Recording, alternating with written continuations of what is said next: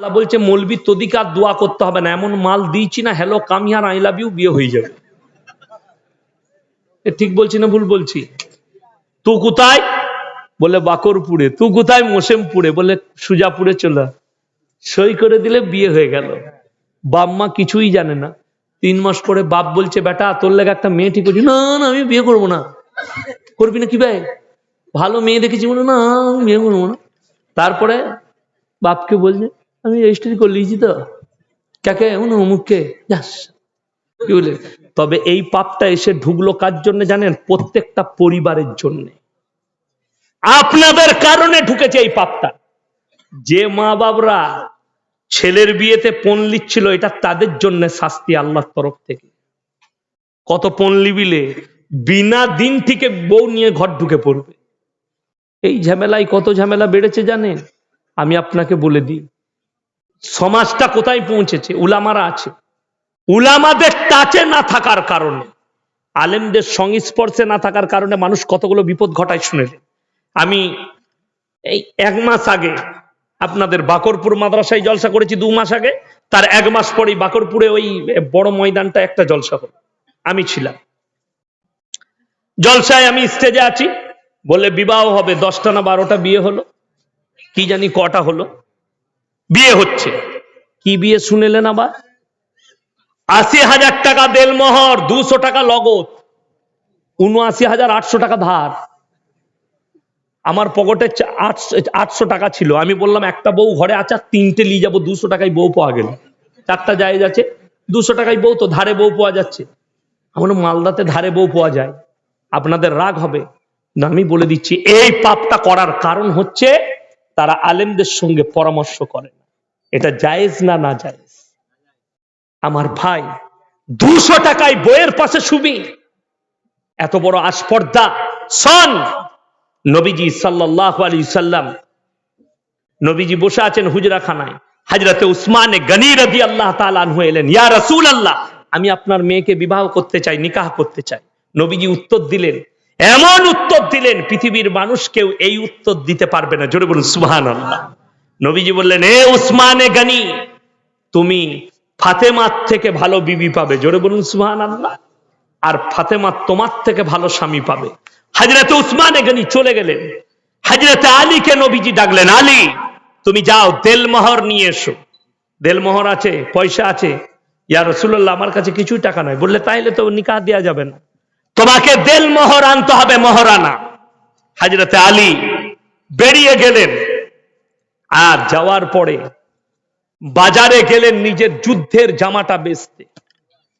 রাস্তায় বাজারে মার্কেটে হযরতে উসমানে গনি রাদিয়াল্লাহু তাআলা আনহু দেখতে পেলেন যে আলী নিজের জামাটা বেচতে এসছে। নিশ্চয় এর কাছে পয়সা নেই দেলমোহরের জন্য।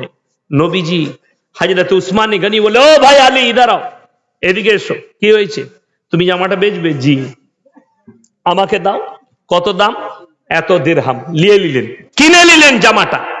কেনার পরে কিছু দূর গেছে, ও ভাই আলী এদিকে এসো। এলেন, কি ব্যাপার? তুমি তোমার জামা বিক্রি করেছো? জি। পয়সা পেয়েছো? জি। তোমাকে আমি এই যুদ্ধের জামাটা উপহার দিচ্ছি, হাদিয়া করছি। জোরে বলুন সুবহানাল্লাহ। হযরত আলী বললেন, হে ভাই তুমি এরকম করলে? বললে, হে আলী আল্লাহর কসম করে বলছি আমি একজন ভাগ্যবান। আমার এই টাকাটা আল্লাহ নবী সাল্লাল্লাহু আলাইহি সাল্লামের মেয়ের বিয়েতে দেলমোহর হিসাবে কাজে লাগবে। জোরে বলুন সুবহানাল্লাহ। আমি তো ভাগ্যবান। শুকর আদায় করলে আমার ভাই। আর আমাদের দেশের লোক কেন? এটার জন্য কিন্তু পাপী হচ্ছে ছেলের বাপ। কে? ছেলের বাপ। মেয়ের বাপরা কেন করছে? মালদায় শুনেছি বিয়ে হলেই মোটরসাইকেল লাগে মালদা, মুর্শিদাবাদ, দিনাজপুরে। অ্যাপাচি গাড়িটার নামই তো জামাই গাড়ি রেখেছে। ঠিক বলছি না ভুল বলছি? অ্যাপাচি গাড়ির নাম হচ্ছে জামাই গাড়ি। বিয়ে হলেই অ্যাপাচি লাগবে। যত খালি কিক করবি কর, যতটা সেলফ দাবাবি দাবা, কবরে যা এমন সেলফ টিপবে ফেরেশতারা বুঝতে পারবে। শুনেলেন, যারা বেটার বিয়েতে যৌতুক নেয়, যারা বেটার বিয়েতে পণ নেন, আপনারা পণ বলেন না যৌতুক বলে? দুটোই বলা হয়। তো তাদেরকে বলবো এই পাপের কাজ করবেন না। এর থেকে আমি ভালো কাজ বলে দিচ্ছি, পয়সা যাদের নেই, যারা বেটার বিয়ে দিতে পাচ্ছেন না, পয়সা নেই, বেটার গলায় গামছা দিয়ে এখানে হাট কোথায় আছে কথা বলে না, মধুঘাট, ওইখানে নিয়ে যাবেন, দিয়ে বলবেন আমার পাঁঠাটাকে বিক্রি করতে এসছি, পাঁঠা বেচতে এসছি, পয়সা নাই। আর যদি বলেন যে না পাঁঠাটাকে বেচবো না, ঘরে রেখে বিয়ে দেবো, তাহলে সামনে কালিয়াচকের কাছে টোল আছে, টোল ট্যাক্স, ওই টোলে লরিওয়ালারা পেরোয়, দাড়িগুলো চেঁচে একটা শাড়ি পরে যাবেন, দিয়ে হাততালি মারবেন, হিজড়ে এসে যে অনেকজন টাকা দিবে, ওর থেকে অনেক ভালো লাভ। রাগ হবে, গায়ে লাগবে, আপনার কথাটা বিষের মতো লাগবে, ছুঁচের মতো ভুগবে, কিন্তু আমি সত্য কথা বলে যাচ্ছি। কিন্তু ওই হারাম খাবেন না। যারা পণের পণ নেয় সেই বিয়েতে আপনারা অ্যাটেন্ড করবেন না, ইবাদত নষ্ট হয়ে যেতে পারে, ইবাদত নষ্ট হয়ে যেতে পারে। হারাম খাওয়াচ্ছে আপনাকে, তোর ওয়াকাত নেই। কে বলল তোকে 10,000 লোককে খানা খাওয়াতে হবে? কে বলল তোমাকে 500 লোককে খানা খাওয়াতে হবে? আপনি 50টা লোককে অলিমা খাওয়ান, কোনো দোষের নাই। আমাদের দেশে জানেন এখন নতুন সিস্টেম উঠেছে, বিয়েতে পণ নিবে না।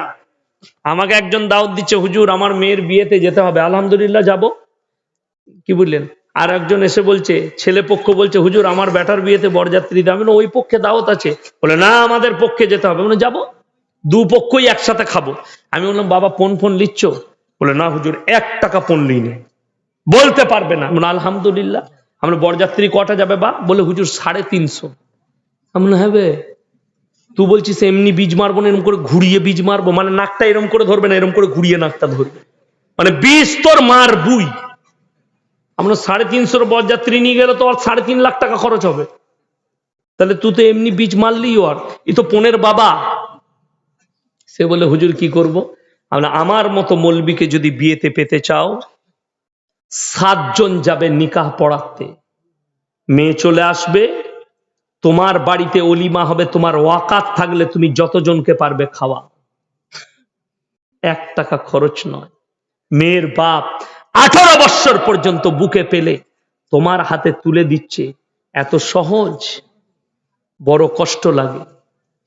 যদি মনে করেন, অনেকজন ফেসবুকে লেখছে মৌলবী তুমি কি করেছো, আমি কি করেছি, আমি এই জন্য হক কথা বলতে পারছি, আমি হকের উপরে টিকে আছি বলে। এই জলসা আমার শ্বশুর বাড়ির লোকও শুনবে, আমার শ্বশুর গ্রামের লোকরাও আমার ভক্ত আছে, শুনে, কি বুঝলেন? সেখানে আমি প্রায় যাই।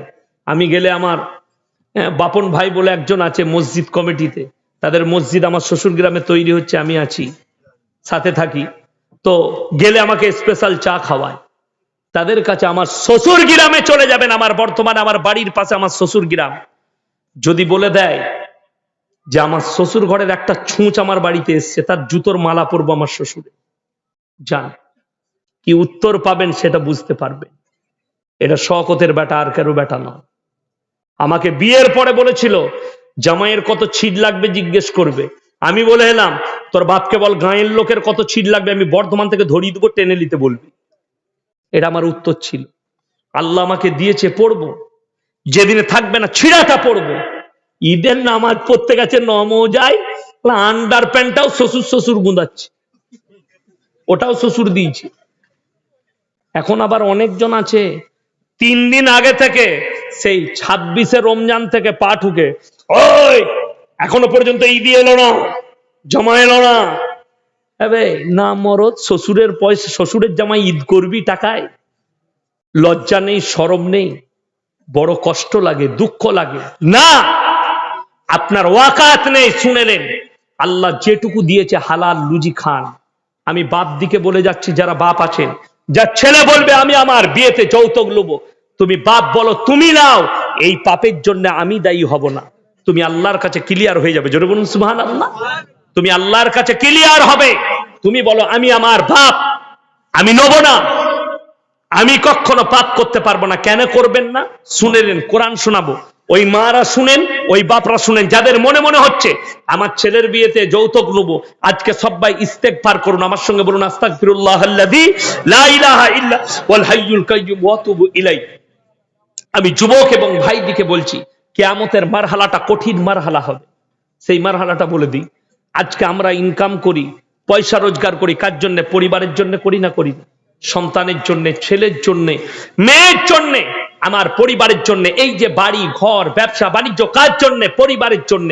আর সেই পরিবারের জন্য আপনি হারাম ইনকাম করবেন। শুনেন, যে সন্তানের জন্য হারাম খাচ্ছেন, যে সন্তানের জন্য হারাম সঞ্চয় করছেন, সেই সন্তানকে আপনার তো কাজে আসতে হবে, হবে না? হবে না? আপনার সন্তান খালি কাজে আসবে কতক্ষণ পর্যন্ত জানেন? আপনার কবরস্থান পর্যন্ত। কত দূর বললাম? কবরস্থান পর্যন্ত। আপনি মরে যাবেন, মরে যাওয়ার পরে আর বলবে না বাপ, বলবে লাশটা সরা। ঠিক বলছি না ভুল বলছি? বলবে লাশটা সরা, লাশটা তুলে নিয়ে যা। আর তোমাকে মাটি দেওয়ার পরে এসে যদি 4 ভাই থাকে তো বলবে যে আতরটাও ভাগ কর, আতরটাও ভাগ কর। যে যুগটাই চলছে, আমি বলবো না, আমাদের দেশে বর্ধমানে 1 বোতল গোলাপ পানি বেঁচে গিয়েছিল। ছিটানোর পরে কাফনে আতর দেওয়ার পরে ওটাকেও বাটি এনে 3 ভাই ভাগ করেছে, বলে গোলাপ পানিটাও ভাগ কর। এটা বাস্তব ঘটনা বলছি আপনাকে। এত বিদ্বেষ। তাহলে তোমার সন্তান তুমি মরে যাওয়ার পরে পাই টু পাই নিজের নিজের সম্পত্তি বুঝে নিল, তোমার কোনো কাজে এলো না, তোমার সন্তান তোমার কাজে এলো না। আমার ভাই, খুব ভালো করে একটা কথা বুঝবেন। আমেরিকা থেকে একটা ফোন আসছে, সরি একটু কথা বলে নি। আসসালামু আলাইকুম।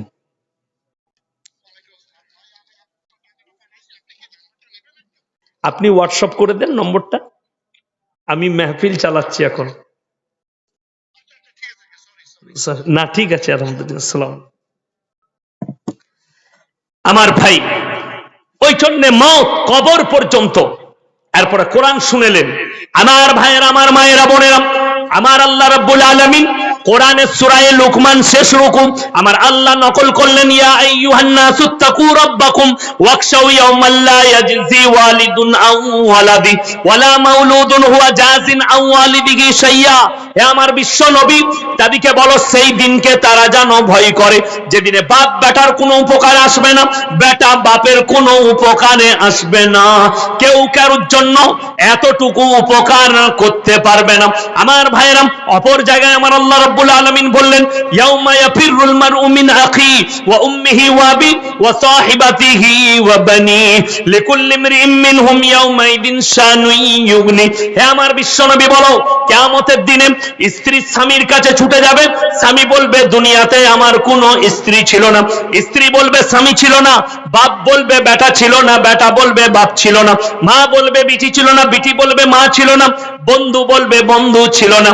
কেউ কারোর জন্য সেদিনে এতটুকু বোঝা বহন করবে না। আমার ভাইরা, আমার আল্লাহ রাব্বুল আলামিন অপর জায়গায় বললেন, আতিহিম ইয়াউমাল কিয়ামাতি ফারদা। যে সমস্ত ভাইরা বাপের ওপরে, মায়ের ওপরে, মৌলবীর ওপরে, পীর ফকিরের ওপরে যারা বিশ্বাস করে রেখেছে, তারা কান খুলে শোনো।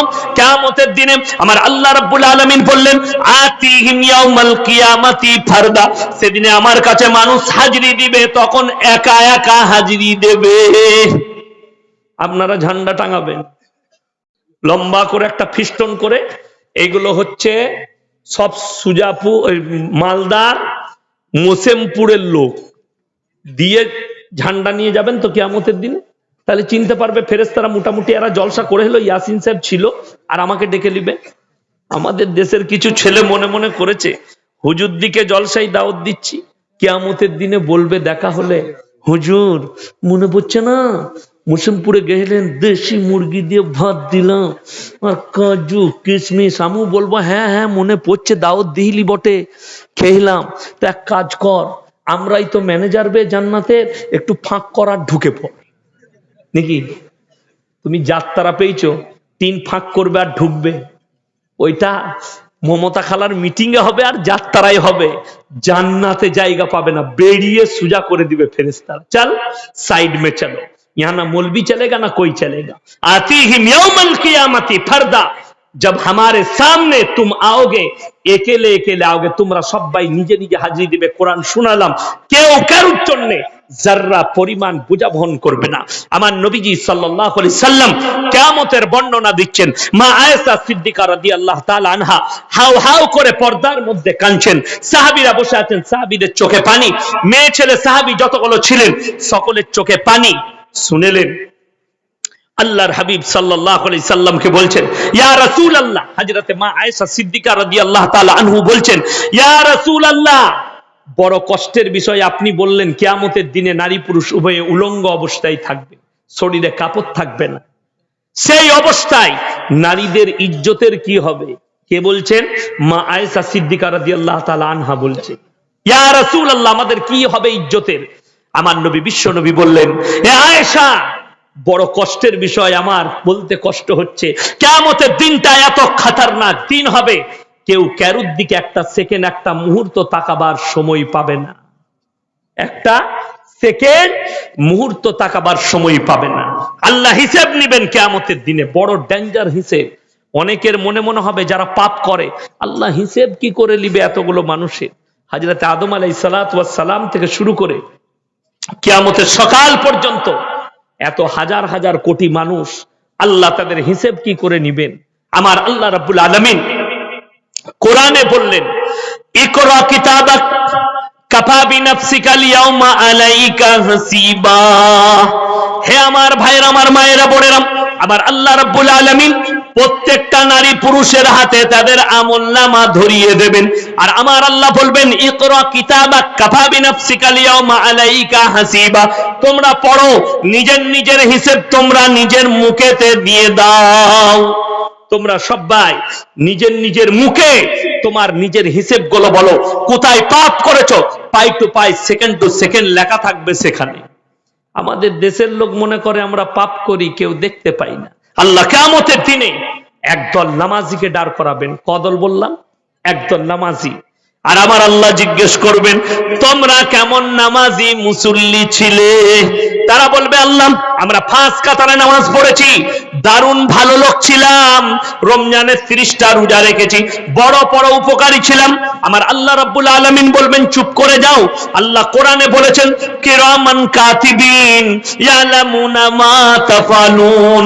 প্রত্যেকটা নারী পুরুষের কাছে আমি 2 জন করে ফেরেশতা নিযুক্ত করেছি।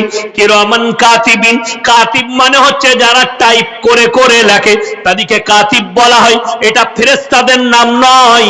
প্রত্যেকটা নারী পুরুষের কাছে 2টো করে ফেরেশতা আছে, তারা হচ্ছে কাতিব, যারা টাইপ করে করে ভালো মন্দ পাপগুলো রেখে রাখবেন। আমার আল্লাহ রাব্বুল আলামিন কিয়ামতের দিনে এই সমস্ত ফেরেশতাদিকে ডাক দেবে, হে আমার ফেরেশতা মণ্ডলী, আমার এই বান্দাদের সমস্ত ডায়েরিটা নিয়ে এসো, আমলনামা নিয়ে এসো। খোলা হবে। প্রথমেই ডান দিকের ফেরেশতা বলবেন, আল্লাহ মসজিদে 5 কাতারে নামাজ পড়েছে। বাঁ দিকের ফেরেশতা বলবে, চুপ করে যাও, মসজিদে সুজাপুরে 5 কাতারে নামাজ পড়লে হবে কি? লুকিয়ে লুকিয়ে বাজারে গিয়ে লটারির টিকিট কেটেছে। লটারিওয়ালা মাল আছে না নাই নামাজি? দাদা আছে। আমার এলাকায় একটা মসজিদে কি বুঝলেন, লটারির টিকিট কোঁচড়ে ভরেছে, লুঙ্গির কোঁচড়ে। এখানে গুঁজে নিয়ে হযরত এখন নামাজের নিয়ত বেঁধেছে। কি বুঝলেন, একটু সিজদায় উঠা বসাতে একটু টানা ছিড়া হয়েছে, মালটা খুলে পড়ে গেছে, লটারির টিকিটটা। তার পেছনের কাতারে যে দাঁড়িয়ে ছিল সে মালু লটারিওয়ালা, সে কত পরেজগার বুঝেলেন। সে যখন সিজদায় গিয়েছে, দেখছে লটারি মালটা সিজদাতেই কুড়িয়ে পকেটে ভরে নিয়েছে। বুঝতে পারছেন কত পরেজগার? গিয়ে দোকানে মিলিয়েছে, নামাজের পরে দেখছে লেগে গেছে 12,000 টাকাটা ক্যাশ করে লিয়েছে। এরপর মাল খুঁজে বেড়াচ্ছে, লটারি গেল কোথায় আমার? সে তখন দেখে যে কোঁচড়ে ছিলাম, সে খোঁজ লিয়েছে, আসরের নামাজে আমার পেছনে কে ছিল, খবর পেয়েছে ও ছিল। তার মানে ও লটারিওয়ালা মান করতে আছে, ভাই টাকাটা কোথায় বল, তোমার পেছনে ছিল, লটারিটা পড়ে গেছে মসজিদে। সবাই জেনে গেল দুটোই নামাজি, দুটোই লটারিওয়ালা মাল। কথাটা বুঝতে পেরেছেন না পারেননি? আমার ভাই, এরপরে আবার ডান দিকের ফেরেশতা বলবে, আল্লাহ রমজান মাসে 30টা রোজা রেখেছে, বড় দান ধ্যান করেছে। বাঁ দিকের ফেরেশতা বলবে, চুপ করে যাও, দান ধ্যান করলে হবে কি? লোকের মেরে লোককে দান করেছে, লোকের মেরে লোককে দান করেছে। অনেকজন জিজ্ঞেস করে, হুজুর সরকারের মাল মেরে নিয়ে লোককে দান করলে চলবে না? সরকারের মালটা সরকারের বাপের লয়, কমের মাল, তোমার জানা নাই। মশলাটা ভালো করে পড়বে। মৌলবীদের পাশে ওই জন্য উঠা বসা করতে বলছি। তুমি নেতা হতে পারো, মন্ত্রী হতে পারো, পশ্চিমবাংলায় লয় ভারতবর্ষের যতগুলো সম্পদ আছে এগুলো মোদিজির বাপের সম্পত্তি লয়, কমের সম্পত্তি। সমস্ত হিন্দু মুসলিম জৈন বৌদ্ধ খ্রিস্টান ভারতের যত নাগরিক আছে সকলের সমান অধিকার আছে। যতটা মোদিজির অধিকার আছে ততটা আপনার। আমরা ভোট দিয়ে তিনাকে প্রধানমন্ত্রী করেছি, তিনাকে রেসপেক্ট করি, প্রধানমন্ত্রী, তিনি দেশ চালাচ্ছেন, বাকি এই মালগুলো তিনার নয়, আপনার হক আছে। যদি অপব্যয় করে, আমানতের খেয়ানত করে, আল্লাহ ছাড়বেন না। যেই হোক, যদি কমের মালকে কেউ খায়, লেখে নিয়ে যা, মন্ত্রী হও, নেতা হও, যা হবে হও, যদি গরিবের হক মেরে খায়, আমার আল্লাহর কাছে রিহাই পাবেন না। তোমার পরিবারকে পাপ ভোগ করতে হবে, তা না হলে তোমাকে ভোগ করতে হবে, তোমাকে কিয়ামতের দিনে পাই টু পাই হিসেব লাগবে, যেহেতু তুমি গরিবের মালকে মেরে খেয়েছো। এরপরে বলবে ডান দিকের ফেরেশতা আল্লাহ, তারা বড় পরোপকারী ছিল। বাঁ দিকের ফেরেশতা বলবে শুনে নাও, ওপরে উপকার করেছে, তলাতে গুঁজা মেরেছে। গুঁজাটা বুঝিয়ে দিই। আমি ধরেলেন মৌলভী সাহেব, গরিব মানুষ, পঞ্চায়েতে গেলাম, আমার চাচতো ভাই প্রধান, গিয়ে বললাম ভাই সরকার একটা করে ঘর দিচ্ছে, আমাকে একটা দিবি না? মৌলভী মানুষ, গরিব মানুষ। বলে হ্যাঁ। বলে আমার ইয়াসিন ভাইয়ের নামটা লেখতো। আমার নাম লিখে দিলে আমি খুশিতে ভরে গেলাম। ঘরে এসে বউকে বললাম আর চিন্তা নাই, বুঝতে পারলে, ভাই লিখে দিয়েছে, আমার একটা ঘর পাচ্ছি, আমরা আর মাটির ঘরে থাকতে হবে না, মোটামুটি একটা দালান ঘর পাবো, সরকার দিবে, আমার নাম লিখে দিয়েছে। আমি কিন্তু যখন পঞ্চায়েত থেকে বেরিয়েছি, বলছে শালার নামটা এক্ষুনি কাট কেটে দিয়েছে, ও আমি কিন্তু জানি না, ও আমার সামনে নামটা লিখে দিলে, আমি বেরিয়েছি, চালিয়ে দিয়েছে, কেটে দেওয়ার নামটা নাই। তারপরে 3 মাস পরে সবারই ঘর চলে এসছে, আমার বাড়িটা নেই। আমি গিয়ে বললাম ভাই কি গোলমাল হলো, আমারটা এলো না কেন? কি জানি শালারা কি গোলমাল করেছে, ও আর বলছে না যে আমি শালা গোলমালটা করেছি। এর নাম হচ্ছে ওপরে বলে তোমার উপকার করলাম, পেছনে খুঁচা। ওপরে উপকার, তলাতে গুঁজা মারছে। এরপরে আল্লাহ বলবে তোমরা এরপরে কি বলছো বলো? মানুষ এত নেমো খারাপ, তারা বলবে আল্লাহ মনে হচ্ছে যেন এই আমল নামাটা আমার নয়, আমি ভদ্র ছিলাম।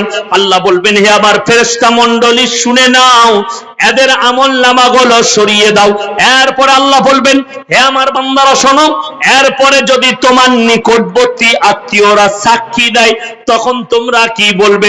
আমার ভাইরা, আমার মায়েরা, বোনেরা, তখন তারা তাকিয়ে তাকিয়ে দেখবে আমার জন্য আমার বিবি সাক্ষী দেবে না, আমার মা বাবা, আমার পরিবার না, আমার সন্তানকে সাক্ষী দেবে।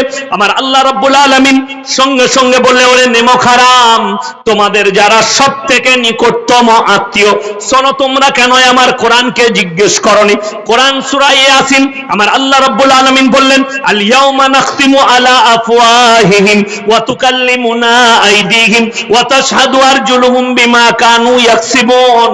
আজকে আমি তোমাদের জবানগুলো সেলাই করে দেব, জবানে ট্যাব লাগিয়ে দেওয়া হবে, তোমাদের হাত কথা বলবে, তোমাদের অঙ্গ প্রত্যঙ্গকে কথা বলার যোগ্যতা দেব। এরাই হচ্ছে তোমার সব থেকে নিকটতম আত্মীয়। এরপরে তোমরা কেমন করে অস্বীকার করবে? আমার ভাইরা, আমার মায়েরা, বোনেরা, যারা পাপ করেন, যারা গুনাহ করেন, তারা কান খুলে শুনেলেন। শত চেষ্টা করেও আপনার পরিবার, আপনার গ্রামে, আপনার মৌলবীর কাছে, আপনার বাপের কাছে, মায়ের কাছে নিজের পাপগুলো লুকাবেন, আল্লাহর কসম আমার আল্লাহর কাছে লুকাবার কোনো লাইন নেই। তুমি নিজের মুখে প্রকাশ করবে। অপর জায়গায় আমার আল্লাহ রাব্বুল আলামিন সূরা আল ইমরান প্রথম পৃষ্ঠা আমার আল্লাহ রাব্বুল আলামিন নকল করলেন ইন্নাল্লাহা লা ইয়াখফা আলাইহি শাইউন ফিল আরদি ওয়ালা ফিস সামা। হে আমার বিশ্বনবী, তুমি পৃথিবীর মানুষকে বলো আসমান আর জমিনের মধ্যে যা কিছু আছে কোন জিনিসটাই আমার আল্লাহর কাছে গোপন নেই। জোরে বলুন সুবহানাল্লাহ। তোমরা অন্তরে কথা বলো, আমি আল্লাহ শুনতে পাই। তোমরা আমার কাছে কোন জিনিসটা লুকাতে চাও? একটা মানুষও কিয়ামতের দিনে নিজের পাপকে লুকাতে পারবে না। ওই জন্য আমি আমার মায়ের দিকে অনুরোধ করব, ওই যুবক, ওই বাবা দিকে অনুরোধ করব, যারা নিজেদের স্ত্রীর পেটের বাচ্চাকে নষ্ট করে খালি খাওয়াবো কি করে ভেবে। দুটো ছেলে আছে, আর একটা হয়ে গেলে তাকে মানুষ করব কি করে? আরে তুমি নামাজ পড়ছো, তোমার আল্লাহর প্রতি ভরসা নেই? আপনারা হয়তো অনেকে জানেন, উলামারা জানবেন, যারা বর্ধমান ডিস্ট্রিক্টে, আপনাদের মালদা ডিস্ট্রিক্টে ছেলেরা পড়াশোনা করেছে, আলেমরা, বর্ধমানে একজন বিজ্ঞ কারি ছিলেন, কারি মুজাম্মেল হক সাহেব মরহুম, মারা গেছেন। তিনার 23টা ছেলে মেয়ে, 2টো স্ত্রী। জোরে বলুন সুবহানাল্লাহ। 23টা, তার মধ্যে 4টা মেয়ে, তাইলে ছেলে কটা? 19টা। 19 জনই হাফেজ আলেম কারি। জোরে বলুন সুবহানাল্লাহ। এবং ওই 4টা মেয়েও হাফিজা আলিমা। জোরে বলুন সুবহানাল্লাহ। 23 জনই যোগ্যপূর্ণ। আমি কারি সাহেবের লেগে দোয়া করি আল্লাহ জান্নাতি করুক। জোরে বলুন আল্লাহুম্মা আমিন। এবং 6টা ছেলে কাতারের ভালো ভালো পজিশনে আছে, ইমামতি করছে, কলেজে পড়ায়, সেখানে ভালো টিচার। আল্লাহ যোগ্যতা দিয়েছে 6টা সন্তানকে। কি বললেন? আমার একটু দূর সম্পর্কে আমাদের আত্মীয় হচ্ছে। কি বললেন? সব ছেলেগুলোকে যোগ্যপূর্ণ আল্লাহ করে দিয়েছে। সবাই খেতে পাচ্ছে। রুজির মালিক তাহলে কে? আল্লাহ। কারি সাহেবের 10 বিঘে বাপের জমি ছিল না, ছেলেদিকে মানুষ করেছে, মাদ্রাসার বেতন পেয়েছে তখনকার যুগে 200, 300, 100 টাকা বেতন। সেই থেকে ছেলেদিকে কষ্ট করে আলিমে দিন, হাফিজে কোরআন করেছে। আপনারা ভাবতে পারবেন না, অনেক ভিখারির ছেলে ডাক্তার মাস্টার হচ্ছে। হচ্ছে না হয়নি? হয়েছে। তাহলে রুজির মালিক কে? আল্লাহ। কে করতে পারে? আমি গত পরশু আমার বর্ধমান টাউনে জলসা ছিল, একদম পোপার টাউন। তো রাতের বেলায় আমার একজন নার্সিংহোমের বন্ধু আছেন, নার্সিংহোমের মালিক নাসির ভাই, খতিব ভাই, বীরভূমে বাড়ি, একজন বর্ধমানে, আমাকে দাওয়াত দিয়েছিল, হুজুর আপনি আমাদের এখানে খাবেন দাওয়াত স্পেশাল। 2টো খাসি করেছিল আমার জন্য। আমি বিরিয়ানি 5 বছর ছেড়ে দিয়েছি খাওয়া, আমি রাঁধতে পারি, খাওয়া ছেড়ে দিয়েছি। তো আমার জন্য আলাদা রান্না করেছিল, সাদা ভাত খেলাম। তো আমার কাছে এসে বসলো একজন ডাক্তার সাহেব, মোল্লা জিল্লুর রহমান সাহেবের ছেলে, ভালো নিউরোলজিস্ট ডাক্তার, অল্প বয়সী ছেলে, দিনদার। আমি দোয়া দিলাম আল্লাহ তোমাকে আরো উঁচু করুক, আরো বড় করুক। কি বুঝলেন? ভালো লাগলো। একটা আলেমের ছেলে ডাক্তার। কেউ ভাবতে পারে তার আব্বা মসজিদে ইমামতি করতো, মাদ্রাসায় পড়াতো, ছেলেকে আল্লাহ বড় ডাক্তার করেছে। আমি আরো দোয়া দিয়েছি আল্লাহ আরো বড় করুক, আপনাকে আরো উপরে নিয়ে যাক। গরিবের ছেলে, ওই জন্য রুজির মালিক হচ্ছে আল্লাহ। কার ছেলেকে কি করব আমি ভাবতেও পারবেন না। আমি যখন আমার প্রথম জীবনে ফারেক হয়ে আসি, বর্ধমানে খাগড়াগড় মাদ্রাসায় শিক্ষক ছিলাম। আপনারা খাগড়াগড় কাণ্ড শুনেছিলেন না শুনেননি? অনেকজনকে অ্যারেস্ট করেছে এনআইএ। খাগড়াগড় যেখানে বোম ব্লাস্ট হয়েছিল, অনেকজন অ্যারেস্ট হয়েছে। মালদার একটা ছেলেও অ্যারেস্ট হয়েছে ওই কাণ্ডে। আমাদের ওখানে তালিত স্কুলের মাস্টার ছিল, তাকে অ্যারেস্ট করেছে। যাই হোক, আমি ওই মাদ্রাসার শিক্ষক ছিলাম। আমার জীবনে প্রথম বোম্বে আদায়ে গেলাম মাদ্রাসার কালেকশন করতে। আব্বা বলল পরিচিত পরিচিত লোক আছে, যাবে। একজনের কাছে গেলাম, বড় দাতা, পয়সা আছে। গেলাম, কোন মাদ্রাসা? আমি বলি এটা আমার আব্বার মাদ্রাসা নয়, আমি একটা অন্য মাদ্রাসায় থাকি বর্ধমান টাউনে, সেই মাদ্রাসা। কি ভাষা বললো জানেন আমাকে? তখন আমি ইয়ং, একদম এই বাবুর মতো, তখন আমার বয়স অল্প, ফারেক হয়েছি, রক্ত গরম আমার। কি বলল? আরে মৌলবীরা সব নিজে নিজে মাদ্রাসা খুলছে, বাপ বেটা একটা করে, আর নিজেদের পেট চালাচ্ছে। আমার তখন অল্প বয়স, আমার সহ্য করার ক্ষমতা নাই, কিন্তু আমি নিজেকে কন্ট্রোল করলাম, নিজের জুবানকে কন্ট্রোল করলাম, বেরিয়ে এলাম। তার ভাই ছুটে ছুটে আসছে, আমি সেই মসজিদে ওখানে ঢুকলাম নামাজের জন্য। তার ভাই এসে বলল হুজুর অনেক বড় কথা বলে ফেলেছে, আপনি বিলটা কাটুন। আমি বললাম 1 টাকা আমি নিতে পারবো না, তোমাদের আল্লাহ বিচার করবে। আলেমদের বিরুদ্ধে এরকম কথা বলার কারণে আমি কিছু বলবো না। আমি মসজিদে বসে আসরের নামাজ পড়ে আমার চোখেতে পানিতে আমার গাল ভিজে গেছে। আল্লাহকে একটাই কথা বলেছে, আল্লাহ তুমি যদি ভালোবাসো পশ্চিম বাংলার স্টেজে আমাকে নিয়ে এসো, তা না হলে আমাকে লাইনচ্যুত করে দাও, আমি ব্যবসা করে খাবো। এই কথা সহ্য করার ক্ষমতা আমার নাই। আল্লাহ আমাকে স্টেজে তুললেন, বাপ মায়ের দোয়াতে, আব্বা মায়ের দোয়া, উস্তাদের দোয়া। আমি আমার উস্তাদদের বড় খিদমত করেছি, আজও পর্যন্ত আমাকে কোনো উস্তাদ ভুলেনি, এত খিদমত করেছি। তাদের দোয়া লেগেছে, বাপ মায়ের দোয়া পেয়েছি, এই জায়গায় পৌঁছেছি। আমি 10 বছর পরে সেই দাতার বাড়িতে জলসা করতে গেলাম গ্রামে। আমাকে এসে বলছে হুজুর চিনতে পেরেছেন? আমি বললাম তোমার মতো 100টা ধনী রোজ আমার সঙ্গে এখন দেখা করে আমার চিনার ক্ষমতা নাই। কয়েকটা মৌলবি আমাকে বললে হুজুর আপনি অহংকারের কথা বললাম। আমি বললাম আল্লাহর কসম, আল্লাহ আমার মধ্যে অহংকার দেয়।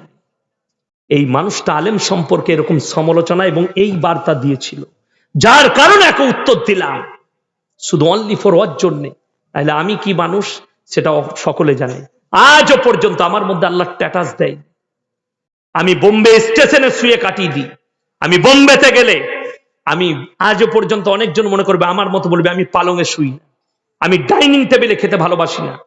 আজও পর্যন্ত আমার বাড়িতে আমার পালং আছে, কিন্তু আমি পালং শুই না, আমার জন্য নিচেই বিছানো হয়। আমি নিচেতে শুতে ভালোবাসি। আমার জীবন খুব সাদাসিধে।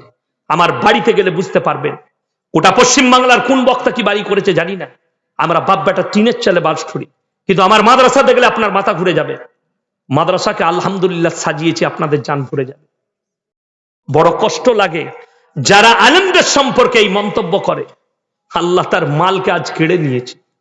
আমি আমার ভাইরা ভাইকে বলি, বড় সেট আলেমরা এলে তাদের সঙ্গে ভালো ব্যবহার করবে, যে তবকারি মৌলবি হোক।